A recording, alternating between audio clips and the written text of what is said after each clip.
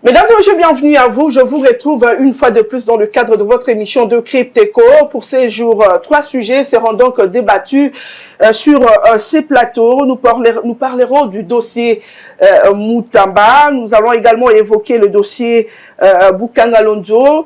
On va parler de la décision de la ville pour lutter contre les embouteillages et fluidifier la circulation routière à Kinshasa. Mais également, nous allons commencer avec le lever des immunités de l'ancien président Joseph Kabila. Voilà, ce sont là les sujets qui seront exploités aujourd'hui au cours de votre émission. Mais avant cela, vous le savez, on en a parlé au cours de vos éditions d'actualité ou d'information sur Ecofin Télévision. On a parlé de la construction du pont Loufupa qui a touché à son terme, situé à plus de 90 km de Kolwezi dans le territoire de Muchacha. Il a été endommagé depuis 1978. Les ouvriers de l'entreprise KSP ont remis déjà l'eau de la rivière à Loufupa dans son lit naturel.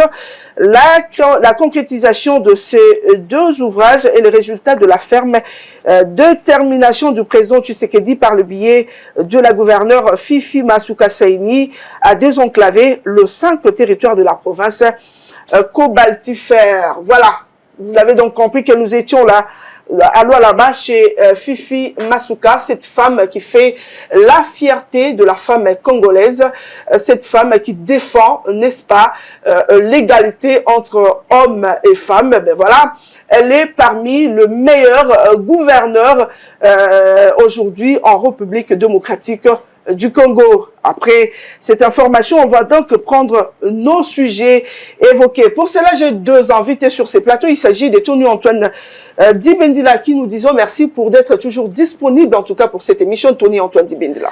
Merci Betty Tonfumo, c'est toujours un plaisir pour moi de prendre part à cette émission des Crypteco et donc de pouvoir éclairer l'opinion publique parce que vous savez, les Congo traversent des moments complexes sur les plans à la fois sécuritaire, économique et politique et donc c'est juste et clair pour nous, journalistes, analystes et autres, d'apporter lumière à l'intention du peuple congolais.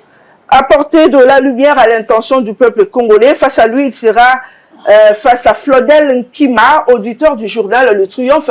Flodel Nkima, merci d'avoir accepté notre invitation. Merci Madame Betty, je suis heureux de me retrouver aujourd'hui sur votre plateau et en face de moi, Monsieur Tony. J'espère qu'ensemble, nous pourrons apporter de la lumière sur ces sujets que vous avez évoqués. Et en passant, nous félicitons Madame Saini. Fifi Masuka Saini. C'est quand même une femme qui se distingue. La fierté de la femme congolaise. Ah, ça c'est vous qui l'avez dit. Mais c'est une femme qui se distingue. Quand même, c'est encourageant pour les femmes, puisqu'on sait souvent que les femmes, il fallait les mettre à l'arrière-plan. Mais aujourd'hui, quand même, elle est parmi les rares qui font quand même leur travail. Voilà, elle est parmi les rares qui font bien leur travail. Voilà.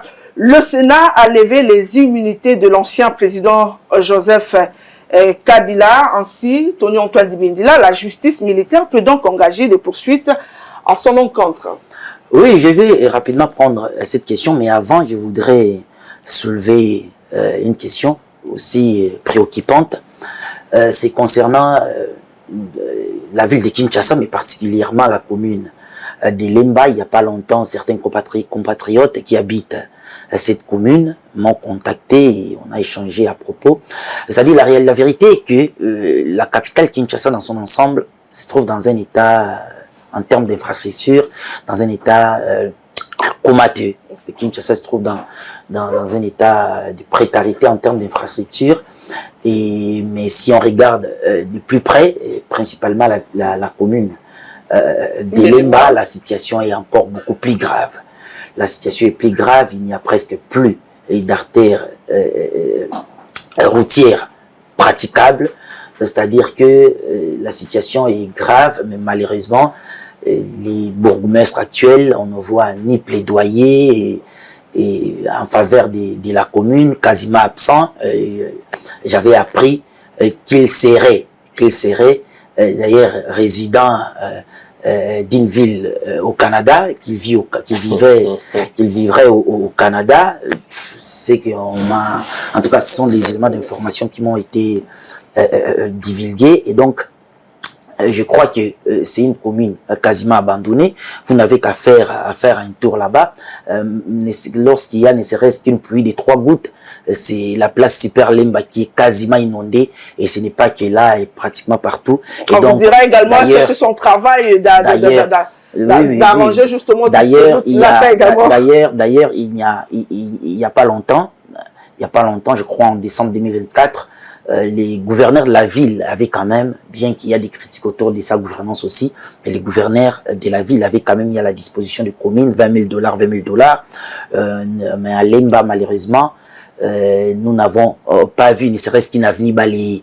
On ne sait pas ces $20 000 qui ont été destinés à l'assainissement des communes, à quoi les bourgmestres Poba, en fait, cette enveloppe a servi à quoi dans la commune. Dans ça, en fait, aujourd'hui, la réalité est que le bourgmestre actuel, monsieur Poba, est quasiment nul en termes de gestion et de gouvernance de cette entité. Donc, je voudrais rapidement souligner cet aspect des choses et préciser ici que les Quinois, et particulièrement ceux qui habitent Lemba, souhaitent, je crois profondément qu'ils souhaitent le départ de ces bourgmestres-là, qu'ils ne servent pratiquement à rien. C'est un problème dans plusieurs communes. D'ailleurs, comme vous venez de le soulever, M. Tony Antoine Dibendila a répondu à la question. Voilà. Le Sénat qui a levé les immunités de l'ancien président Joseph Kabila, cela laisse donc la libre échange à la libre voie à la justice militaire pour engager des poursuites à son encontre. C'est une question sérieuse. Joseph Kabila fut président de la République démocratique du Congo, 18 ans durant, et il y a eu coalition avec la gouvernance Tshisekedi au début de son pouvoir en 2019, et malheureusement cette coalition n'a pas fonctionné comme il le fallait, et il y a eu rupture. Nous savons également que depuis un temps, Joseph Kabila ne vit plus au Congo. Et selon ses proches, en tout cas, voilà, selon ses proches, il était en train de préparer sa thèse en Afrique du Sud, et bizarrement, cette préparation de la thèse s'est muée en exil. On nous dit qu'il est actuellement et désormais en exil, et voilà, après, aujourd'hui, il y a des accusations aussi sérieuses contre sa personne, et ses immunités ont été retirées après des tractations à la fois politiques et judiciaires. Les accusations portées contre l'ancien président sont graves. Sont graves au regard de son statut. Et même quand on essaye de voir un peu plus près, c'est-à-dire ces dernières apparitions médiatiques, nous avons tous lu, je crois que nous avons souligné cet élément à plusieurs reprises, nous avons tous lu sa tribune dans un média sud-africain, SABC News, et nous avons également suivi sa sortie médiatique à une télévision, je crois, sud-africaine. Nous avons suivi ce qu'il a dit. Et donc, lui qui a combattu les M23 durant ses années au pouvoir, nous rapporte aujourd'hui, bizarrement, que ces M23 portaient désormais les aspirations profondes du peuple congolais, alors que c'est lui, à multiples reprises, et les vidéos sont toujours disponibles et publiques, lui qui insistait, voilà, les M23, c'était inutile de Paul Kagame, inutile de Rwandais pour déstabiliser le Congo. Puis on ne sait pas entre-temps ce qui s'est passé. Mais aujourd'hui, l'auditeur des FARDC nous dit qu'il détient, en tout cas les services détiennent les éléments qui accablent l'ancien président, et donc il fallait les poursuivre. On a retiré les immunités pour qu'il soit poursuivi en justice. Cela ne veut pas dire qu'il est directement condamné. Condamné, pas encore. Donc, voilà, nous sommes à ce niveau-là. C'est une question sensible, on observe, mais on espère que ces poursuites judiciaires seront impartiales et rigoureuses pour que les vrais éléments qui pourraient porter accusation contre l'ancien président Joseph Kabila soient également démontrés. Au cas contraire, les poursuites seront fermées. Mais pour l'instant, on reste prudent. Ce ne sont que une sorte de levée, ce n'est que la levée de ces immunités. Floden Kima, une mesure historique aujourd'hui considérée par le sien, c'est-à-dire les proches de Joseph Kabila, comme la chasse aux sorcières. Êtes-vous d'avis? Merci. D'abord, je voudrais rejoindre mon confrère par rapport au bourgmestre. Ce n'est pas seulement Kinshasa. C'est pas seulement à Limba. C'est partout en République démocratique du Congo. C'est la conséquence des nominations politiques. Quand vous nommez, or la loi, on continue avec la loi vous dit il faut voter. C'est bourgmestre. Pourquoi on n'organise pas la ces République élections? dit n'a pas assez de moyens pour organiser justement ces élections-là. Attendez, les élections de bourgmestre sont des élections indirectes. Mais les gens ont déposé leur candidature. Ils ont payé leur caution. Mais cette caution-là ne devait pas servir ne fût-ce qu'à organiser ces élections-là. Et pour organiser ces élections, ça demandait quoi? Si vous n'avez pas de machine à voter, allez même avec les stylos papier. Parce que pour écrire seulement les noms, que je veux les noms de tels, ça demande quoi? Non, mais ça a déjà été organisé, les gens ont déposé des candidatures, ils ont payé leur caution, mais on n'organise pas ces élections.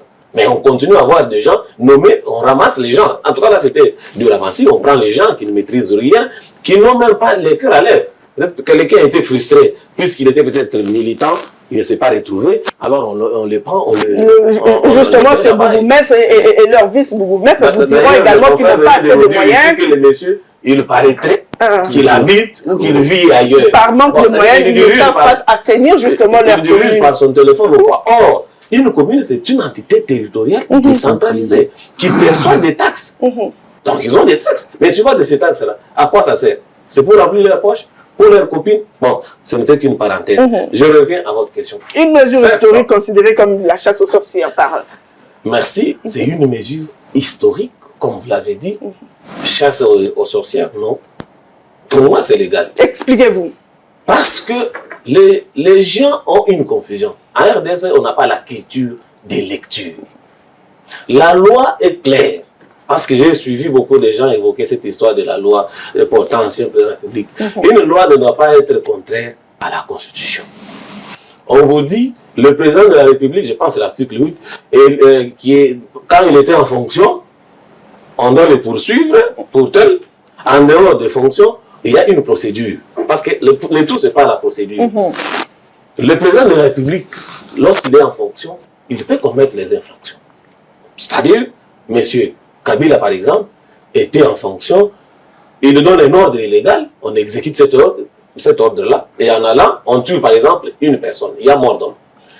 Si il quitte le pouvoir, on veut le poursuivre quand il est en fonction par rapport à cette infraction-là, parce que c'était l'ordre donné dans ses fonctions, on ne pourra pas le poursuivre. C'est la première hypothèse. Donc là, il est impoursuivable. Il est protégé. Mais en dehors de ses fonctions, c'est-à-dire, quand il est président de la République, M. Kabila par exemple, président de la République, viole Madame Betty, c'est en dehors. Ce qui n'arriverait jamais. C'est un exemple. Voilà. C'est en dehors de ses fonctions. Même s'il est président de la République. Parce que là, il peut être intouchable, la personne peut avoir peur. Mais comme il n'y a pas, par exemple, le délai de prescription en matière de viol, dès que le monsieur quitte le pouvoir, on dit Madame Betty se présente devant et porte plainte contre M. Kabila. À ce moment-là, on doit convoquer les congrès. Ok. Oui. Mais lorsque M. Kabila quitte le pouvoir, il est devenu président à vie. Il est devenu sénateur à vie. Excusez-moi, sénateur à vie. Là encore, c'est aussi un problème, puisque les gens disent que c'est un titre. Non, ce n'est pas un titre. Il est payé pour ça. Il est sénateur à vie. On peut devenir sénateur par deux modes. La Constitution donne cette possibilité-là. Soit par élection, c'est-à-dire vous avez votre circonscription électorale, soit par le fait d'avoir été président élu. Donc, il est sénateur à vie. Et tout ce qu'il a fait, mes confrères ont dit, parce que je ne vais pas revenir sur tout ce qu'on lui reproche, il l'a fait en tant que sénateur à vie. Et de ce fait, il doit se présenter devant le Sénat qui a le droit de lever ses immunités. Ainsi, le procureur, l'auditeur général de la haute cour militaire a demandé cette levée d'immunité. La commission a étudié et a trouvé qu'il fallait lever. Jusqu'alors, c'est normal pour moi. Mais cependant, moi je ne suis pas là pour soutenir quelqu'un, mais c'était un peu pressé. C'était un peu pressé. C'était un peu pressé. Ça, c'est mon point de vue. Parce que qu'est-ce qui devait se faire et qui n'a pas été fait? Qu'est-ce qui justifie justement ce presser la M. Kabila a été invité. Est-ce qu'une invitation suffit pour quelqu'un qui est à l'étranger? On dit qu'il était parti pour les raisons d'études. Peut-être qu'il avait examen les jours que vous avez programmés. Il n'a pas encore fini ses études-là. Mais il fallait lancer une deuxième invitation. Et cette invitation, on lance qu'il allait répondre 24 heures avant ou 48 heures avant. Comment quelqu'un peut programmer un voyage 48 heures ou 24 heures avant? Allez-y, terminez d'abord votre... Il fallait le laisser se préparer. Si à la première invitation, il ne vient pas, vous lancez la deuxième invitation. C'est logique. Il n'est pas dit s'il ne vient pas la deuxième, même la troisième invitation. Non, mais la convocation, on lance pour la première fois, la deuxième. Sinon, c'est de l'arbitraire. Mais sinon, la levée de ces immunités, ça, c'est le pouvoir des parlementaires. Ils ont fait leur travail. Mais seulement, nous estimons que c'était un peu pressé. Pensez-vous à la troisième ou quatrième invitation, Kabila allait répondre à cette invitation? Là, je sais, en tout cas de manière plus large, M.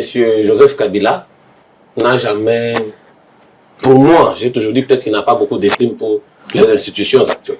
Donc il n'allait jamais répondre à... Il n'allait pas répondre, mais il ne fallait pas se tomber dans un piège de précipitation. Voilà, une autre question, Floden Klima. N'est-ce pas là, avec ces levées des immunités, n'est-ce pas là mettre en mal l'unité que cherche aujourd'hui le chef de l'État? Non. Il faut laisser la justice faire son travail.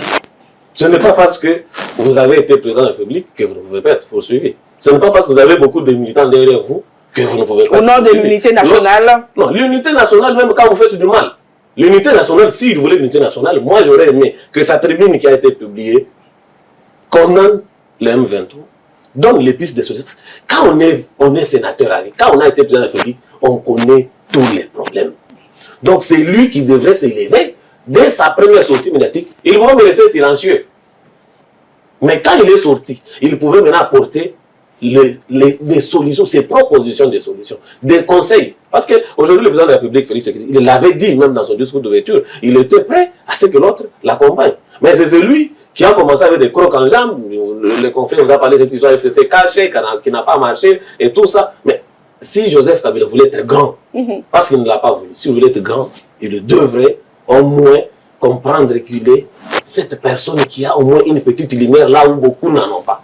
Parce qu'il a été président de la République, il a toutes les informations, mais le problème c'est qu'il pensait avoir vendu une chèvre, mais il regarde encore la corde. Tony Antoine Dibendila, Floden qui m'a dit une seule invitation ne suffisait pas pour enlever justement les immunités de Joseph Kabila. Ça a été un peu trop vite fait.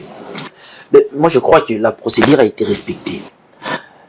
Parce que dans des tels processus, les droits à se défendre doivent prévaloir.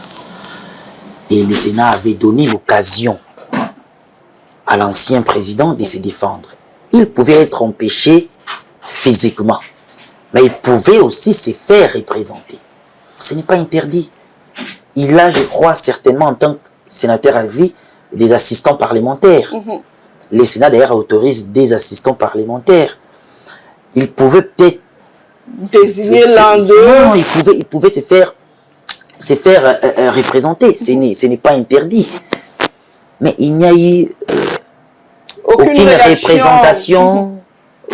Il a tout simplement ignoré cette invitation.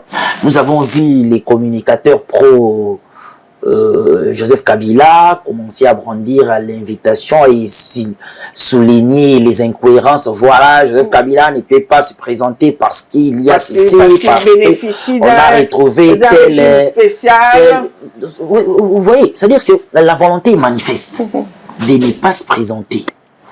Peut-être ça peut être aussi pour une question politique, dire que voilà, c'est pas un piège. Une fois je suis au pays, on risque de me bloquer pour ne plus partir. Ainsi de suite, parce que ce qui est vrai, il y a un faisceau d'éléments qui souligne qu'il y a vraiment des soupçons de culpabilité grave. Peut-être qu'il s'est dit ça aussi. Mais moi, je vous dis qu'il a obtenu la possibilité de se défendre. Donc ça ne valait pas la peine de lancer une deuxième, une troisième invitation. Il fallait quand même... Mais cela dépend de la procédure. Je crois qu'il y a une loi organique au Sénat qui gère cette question. C'est-à-dire, au moment où on nous donne la possibilité de se défendre, et que physiquement, personnellement, étant à l'étranger, parce que on l'a invité, l'invitation a été émise, je crois, la veille de l'invitation.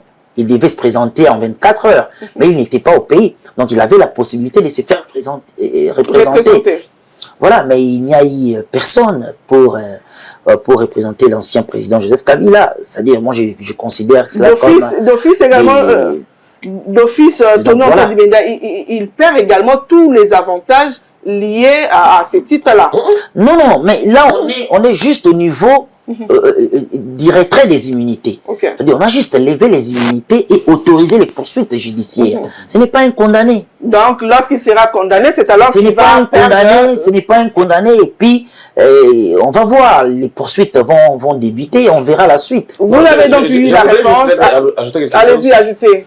Lorsque il n'est pas condamné, mais attention, pour moi, il fallait qu'on gèle ses avoirs. Parce que c'est l'argent produit par ces avoirs-là qui finance ou qui appuie les M23. Il fallait geler aussi. Aujourd'hui, toute personne qui est suspectée d'avoir des connivences avec le camp des bandits, des diables qui sont de l'autre côté, il faut qu'on gèle un peu ces avoirs avant de les confisquer. Geler, c'est-à-dire on garde d'abord, qui n'utilise plus pour éviter qu'ils continuent à financer ces gens-là. C'est une question de sécurité d'État. Quand c'est la sécurité d'État, il ne faut pas blaguer avec. Quand c'est la sécurité de l'État, il ne faut pas blaguer avec. On va donc changer de sujet. Cette fois-ci, on va parler du dossier Moutamba. Ça fait débat, ça fait couler beaucoup d'encre et salive. Plusieurs thématiques ou plusieurs en tout cas titres, disons, qui voulaient prendre ces prix, les crocodiles aussi et prise la main dans le sac. En tout cas, on a parlé de trucs autour de ces dossiers. Et on en parle dans votre émission Décrypte-Éco, la justice qui a demandé également la levée des immunités de Constant Moutamba. On va commencer avec vous, Flobel Kima. On parle d'un projet de 39 millions de dollars pour la construction d'une prison à Kisangani, alors que ces montants a été destiné à autre chose. On parle de 19 millions de dollars déjà débloqués et qui seraient versés dans une société sans aucun contrôle, ni de la première ministre, ni de qui que ce soit. Il a fait des choses qu'il ne fallait pas faire, lui qui s'est dit être un homme de droit. Madame, vous me donnez combien de minutes? Allez-y, parlez, vous avez 10 minutes. Parce que vous avez posé beaucoup de questions. Allez-y. Mais quand même, on va y aller. Je vais commencer par rectifier quelque chose. On ne doit pas lever les immunités de Moutamba, puisque il est ministre. Un ministre bénéficie de privilèges. Donc c'est juste le privilège, l'autorisation qu'on puisse les poursuivre. Ce n'est pas les immunités. Donc, bien sûr, s'il était député, puisqu'il est député élu, mais qui n'est pas en fonction, qui est aujourd'hui au Parlement et au gouvernement, donc il bénéficie d'un privilège. C'est-à-dire qu'on a demandé la levée ou encore l'autorisation pour qu'on puisse les poursuivre. Nous revenons sur les dossiers. Les dossiers de 39 millions n'existent pas. On commence par là. Puisque on a, tantôt c'est 29 millions, tantôt c'est 39 millions, tantôt c'est 51 millions. Le projet de 39 millions n'existe pas. Pour la prison qu'on veut construire à Kisangani, le projet est de 29 millions de dollars. Vous m'avez dit, vous avez dit... Donc le procureur s'est trompé sur ces sujets-là. Je voudrais encore, peut-être je ne veux pas aller... C'est la précipitation au Congo. C'est ce que je dis, il y a le problème de précipitation. Quand on n'a pas tous les éléments, il faut d'abord se calmer. Il faut poser la question, tu t'expliques. C'est le projet qui est ici, c'est un projet de 29 millions qui est là pour la construction de la prison de Kisangani. Cette prison qui est là parce qu'il doit recevoir 3000 personnes. Non seulement 3000 personnes, c'est aussi un projet urgent, ainsi de suite. Vous avez dit qu'il n'y a pas de contrôle de pratique, tout ça, tout ça. Le projet a suivi son cours normal. C'est-à-dire, pour construire une prison, on ne peut pas passer par l'appel d'offres. Pourquoi? Parce que c'est une question de sécurité. L'appel d'offres, lorsque vous lancez l'appel d'offres, vous devez donner tous les détails du projet que vous voulez, de ce que vous avez besoin. Or, au stade actuel, une prison qui doit réunir où il faut loger les gens qui ont piqué, les bandits de ceci, pour raison de sécurité, on ne peut pas aller par appel d'offres. Il faut aller par ce qui est aussi légal, les contrats de gré à gré, par une procédure de gré à gré. C'est légal, c'est dans la loi. La loi dit il y a un certain nombre de conditions pour procéder à ces contrats-là. Par exemple, il faut qu'il y ait une urgence. Est-ce qu'il y avait urgence? Il y a une urgence parce que vous ne savez pas, ou encore peut-être vous n'ignorez pas avec nous ensemble, qu'aujourd'hui, dans les prisons, c'est plus que des mouroirs. Et des prisons qui sont là, ce ne sont que des études construites depuis 1960. Ainsi de suite. Et il y a une urgence qu'on puisse avoir de maisons carcérales, les établissements pénitentiaires qui sont et qui répondent aux normes. Puisqu'on arrête quelqu'un, on le met en prison, ce n'est pas pour qu'il aille mourir. C'est pour qu'il soit rééduqué. Et aujourd'hui, avec nos prisons actuelles, prenez Makala d'hier et Makala d'aujourd'hui, quand même, vous voyez qu'il y a une petite amélioration. Vous allez dans une prison, comme il y a Kisangani dans la prison de Kisangani, parce que j'y ai déjà été, vous trouverez qu'il y a une surpopulation, en tout cas sans précédent. Voilà pourquoi il y avait une urgence de construire cette prison-là. Et comme il y a une urgence, il contacte, la loi exige, avant de passer à ce type de contrat, il fallait demander l'autorisation de la DGCMP. Et il a demandé l'autorisation. La DGCMP a répondu, tu peux procéder. Le monsieur a procédé. Lui, c'est l'autorité contractante. Mais il y a aussi l'autorité approbatrice, c'est-à-dire la première ministre dans les cas sous examen. Qui n'était au courant de rien. Je continue. Allez-y. On arrive le 1er avril, puisque nous avons tous les documents sur les réseaux.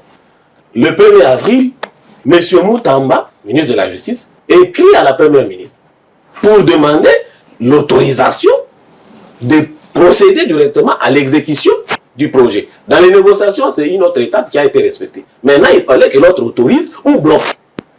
Le 1er avril, M. Moutamba écrit, jusque plus tard, la première ministre ne répond pas. Or, la loi, heureusement, il y a la loi. La loi sur le marché public vous dit de passer 10 jours. Lorsque vous avez écrit à votre autorité hiérarchique qui doit approuver, après 10 jours, donc, ça montre qu'il a accepté. Qui ne dit consent. C'est une acceptation tacite. Parce que c'est la loi. Entre respecter la loi et respecter la volonté des individus, on fait quoi? On respecte la volonté de la loi. Et M. Moutamba a dit, comme les 10 jours sont dépassés, j'exécute. Et c'est même plus tard, vers le 23e jour, qu'il autorise à la structure qui devait financer les travaux de faire quoi? De débourser 2 moyens. Et la structure, avec la banque qui devrait exécuter les travaux, la société qui devait exécuter les travaux, se met en négociation. La structure a son argent à la Robank. La société qui devait exécuter les travaux n'a pas de compte à la Robank, plutôt à Equity BCDC. Entre prendre l'argent, nous tous nous le savons, d'abord c'est éco ici, d'une banque à une autre, il y a toujours beaucoup de frais. Alors on exige à la société d'ouvrir un compte à la Robank, ce qui est normal. Et la Robank exige aussi, tu ouvres un compte, il faut mettre les fonds de débit dedans dans le compte. On met 5 000 $. C'est ce que le procureur a dit, c'est le capital de cette entreprise-là. Non, c'était les fonds de démarrage, puisque c'est un compte ouvert à la veille. Et le jour suivant, on verse l'argent. Maintenant, il y a la cellule ici, le CNRF qui constate qu'il y a un mouvement bancaire qui s'est fait. Et 19 millions, quand même, c'est beaucoup d'argent, puisque l'argent qui a été décaissé, placé dans un compte séquestre pour l'exécution de travaux progressivement, c'est 19 millions. Le CNRF bloque cet argent. Il dit non, je dois me former. Le CNRF écrit à la première ministre avec copie réservée au ministre de la Justice pour demander la procédure qui a été bien mise en place et tout ça. Le ministre écrit au niveau, répond à la SENAREF avec... Là, c'est la primature qui répond à la SENAREF. Non. Le ministre de la Justice. Le ministre de la Justice à qui on a réservé copie, qui doit se justifier, qui répond au SENAREF à ce moment-là, avec copie réservée à la primature. C'est à ce moment-là, d'abord, c'est le 8 mai. Or, l'autre avait qui depuis le 1er mai. Arrivé le 10e jour, soit le 11 mai, le 11 avril plutôt, le contrat devait s'exécuter déjà normalement selon la loi. C'est le 8 que Madame la Première ministre, ou encore le 9, que Madame la Première ministre répond à l'accusé réception ou à la copie réservée à la Première ministre par le ministre d'État. Il répond au même moment ou aux deux lettres au même moment. Et à la première lettre. Et à la première lettre qu'elle n'avait jamais répondu. Qui a failli à ses missions à ce moment-là? C'est la primature. Parce que si la primature ne voulait pas que le contrat s'exécute, devrait répondre dans le délai. Mais le fait de répondre hors délai, c'est la primature qui a failli à ses missions. Et encore dans ces dossiers, si nous y allons dans ce sens, c'est que c'était un piège. Soit on veut nuire une personne, ou on ne veut pas. Parce que quand déjà tu es hors délai, même dans la lettre de la primature, on justifie que non, les 10 jours que vous avez évoqués, ce n'est pas dans ces cas, ce n'est pas dans ces contrats. Mais la loi ne le dit pas. Ça veut dire qu'on veut là se justifier sur un mal commis. La personne qui a commis une faute ici, c'est la primature. Mais l'argent est où? L'argent est encore dans un compte séquestre. L'argent est encore dans un compte séquestre, on n'a pas encore utilisé. Ici, on ne peut même pas parler du détournement, puisque s'il faut parler du détournement, il fallait que l'argent soit sorti. Mais le fait que, cette question, je la pose justement à Tony Antoine Dibénila, le fait que cette somme-là était destinée à Frivao et que la ministre de la Justice veut le mettre pour la construction des prisons, n'est-ce pas là déjà, il y a détournement? Bon, avant d'arriver, avant de répondre à cette question, je voudrais rapidement prendre les éléments, je dirais carrément les à côté de cette question. Allez-y vite. Dès le premier jour, oui. Dès le premier jour de l'annonce de cette question à l'Assemblée nationale, j'ai senti qu'il y avait une sorte de, je ne dirais pas complot, mais de manigance. On a vu le député acclamer, oui, j'ai senti qu'il y avait une sorte de manigance. Les rapporteurs de l'Assemblée nationale, avant d'ailleurs que les rapporteurs viennent lire, c'est le président de l'Assemblée nationale qui a annoncé qu'il a été saisi par la Cour de cassation pour demander l'autorisation de poursuite à l'encontre du ministre Moutamba. J'ai été étonné de voir les députés nationaux acclamer. Moi, en tout cas, j'ai été étonné. Je me dis, au-delà de ça, vous avez également suivi les lapsus du président de l'Assemblée nationale lorsqu'il dit directement qu'il fallait, en fait, que le ministre sera obligé de démissionner pour se défendre. C'était un lapsus qui a été capté et tout le monde a suivi. Alors qu'il y avait déjà une commission, c'est-à-dire alors qu'il y a une commission mise en place pour entendre les ministres et décider s'il fallait vraiment aller à la plénière et exiger la levée ou l'autorisation, pardon, des poursuites. La commission, je crois, est déjà mise en place. Le ministre n'est pas encore entendu, mais c'est le président de l'Assemblée nationale qui dit déjà.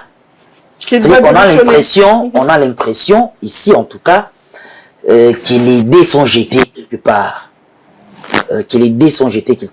Et qu'il fallait être vigilant.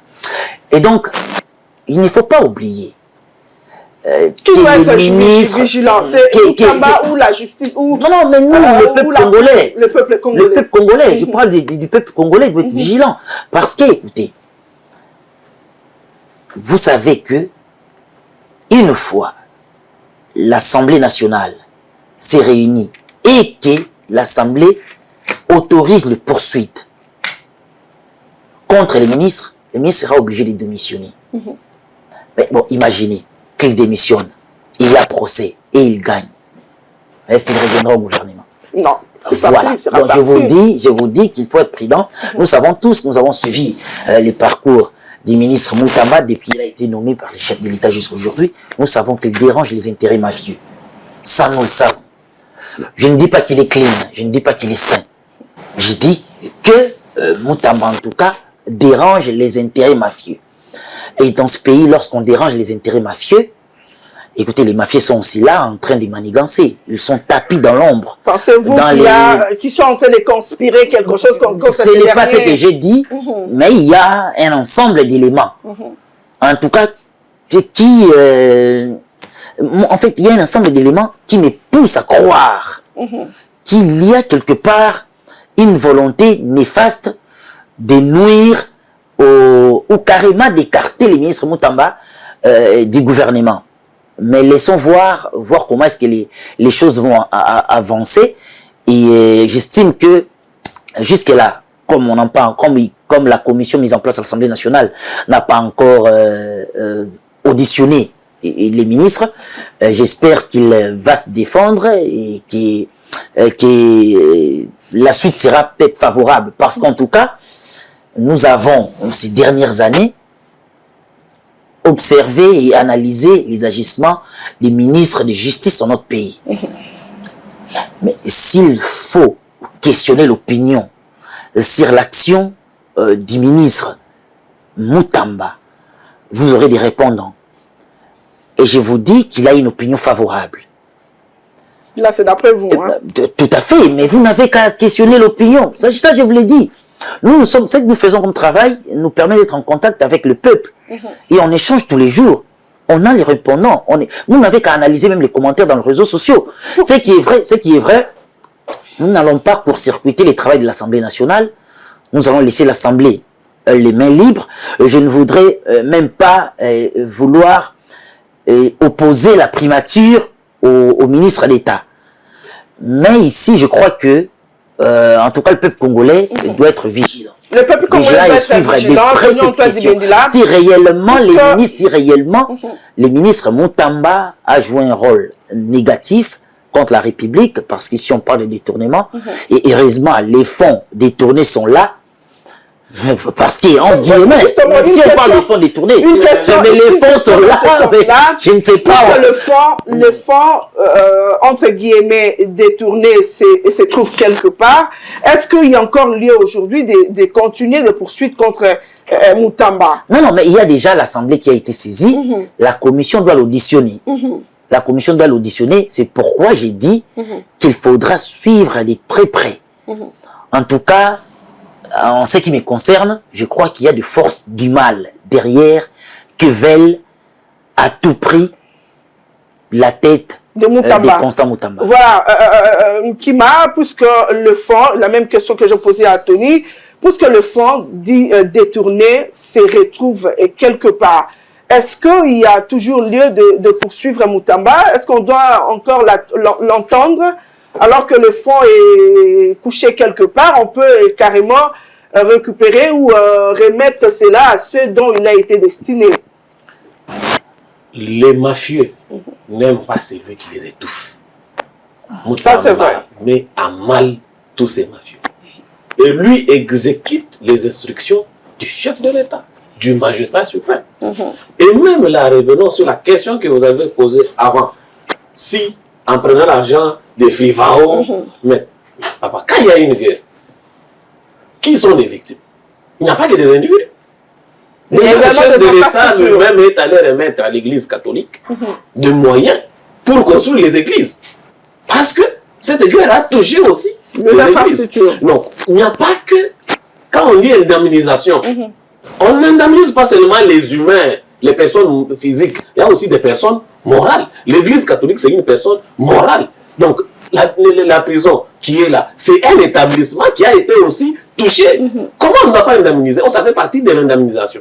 Si dans cet argent qui est arrivé, d'ailleurs, j'ai tellement dit à ce moment-là, lorsque l'excellence Moutamba n'était pas encore là, les victimes touchaient combien? 200 $. Mais aujourd'hui, je donne ma main à couper, vérifier avec Frivao, c'est 2000 $ que les gens reçoivent. Et avant, on n'avait que 189 personnes qui touchaient cet argent. Mais aujourd'hui, c'est combien? 14 500 personnes. 14 500. Mais lorsque vous voyez, c'est pour dire qu'il y a quand même de la transparence, il y a quelqu'un qui veut. Mais dans ça, ils savent qu'ils conservent quelque chose dans le fonctionnement. Et ils gardent ce qu'ils gardent. C'est pour permettre quoi? Pour que toutes ces histoires s'effacent. Si on construit la prison avec cet argent, c'est comme on va construire les stades. Il n'y a pas que la prison. Il y a les stades, Il y a aussi la SNEL qui a bénéficié de cet argent. Pourquoi ça n'a pas fait? Nous savons aussi qu'il n'y a pas de fumée sans feu. Hein. Lorsqu'il y a une fumée qui sort comme ça, c'est qu'il y a une feu. Oui, il y a cette fumée. Cette fumée, c'est cette volonté de nuire à la personne. Parce qu'ils savent que le chef de l'État compte sur lui. Et qu'aujourd'hui, si jamais tout ce qui se passe aux États-Unis avec les négociations, ça vient, ils ne vont pas se retrouver comment on va s'en bouffer. Alors si c'est petit gênant, parce que comme ça on l'appelle, c'est petit gênant, il fallait seulement voir comment les gens ont réagi. Ça veut dire qu'ils les étouffent. Parce qu'aujourd'hui, quand vous regardez la question des cultes, les églises et tout ça, vous voyez que l'ordre commence à revenir petit à petit. Et c'est ça un ministre. Maintenant, lorsque vous avez un ministre à l'Assemblée, vous savez combien de personnes sont dans les manigances des maisons d'expoliation, dans les cas d'expoliation. Mais Moutamba lutte contre ça.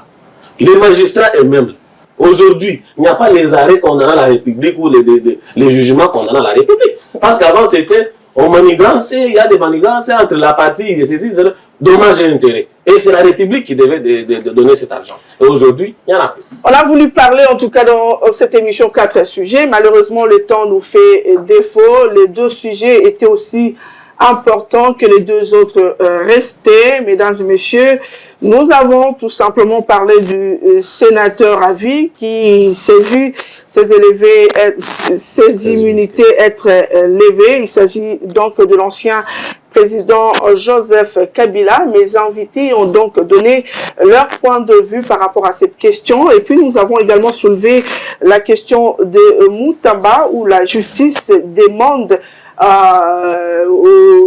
qui a demandé à l'Assemblée nationale qu'on puisse le poursuivre, c'est-à-dire qu'on lève ses immunités, c'est ça, l'autorisation de le poursuivre. Mesdames et messieurs, vous les avez entendus, ils ont donné leur point de vue par rapport à ces 2 sujets. Les 2 autres sujets sont donc restés. On en parle dans un autre numéro. C'en est fini. Tony Antoine Dibendila, un dernier mot? Non, ça va, je suis heureux de prendre part une fois de plus à cette émission, mais j'en appelle au peuple congolais de suivre de près cette question du ministre Moutamba parce que la vérité est que les ténèbres n'aiment pas la lumière. Vous avez été satisfait de l'arrêt rendu par la Cour constitutionnelle dans le dossier Boukan Alonso? Bon, satisfaction ou pas, moi je crois que c'est un verdict exemplaire. C'est un verdict exemplaire, nous allons dans la bonne direction, mais je voudrais que la justice fasse plus, que ces décisions ne donnent pas l'impression à l'opinion qu'il y a 2 poids 2 mesures. Floden Kima, vous également, vous avez l'impression que l'arrêt rendu par la Cour n'a pas été suffisante par rapport au dossier Boukan Alonso? Merci, c'est aussi mon dernier mot. Voilà. Nous tenons, déjà par rapport à tout ce que nous avons parlé, qu'on nous organise les élections des bourgmestres. Et non nous laisser les gens qui ne savent pas ce qu'ils font. Et même s'ils sont encore là, qu'ils prennent quand même conscience qu'ils sont là pour la population et qu'ils perçoivent des taxes. Ils ont des taxes qu'ils perçoivent. Même avec les paix qu'ils ont, qu'ils puissent faire quelque chose.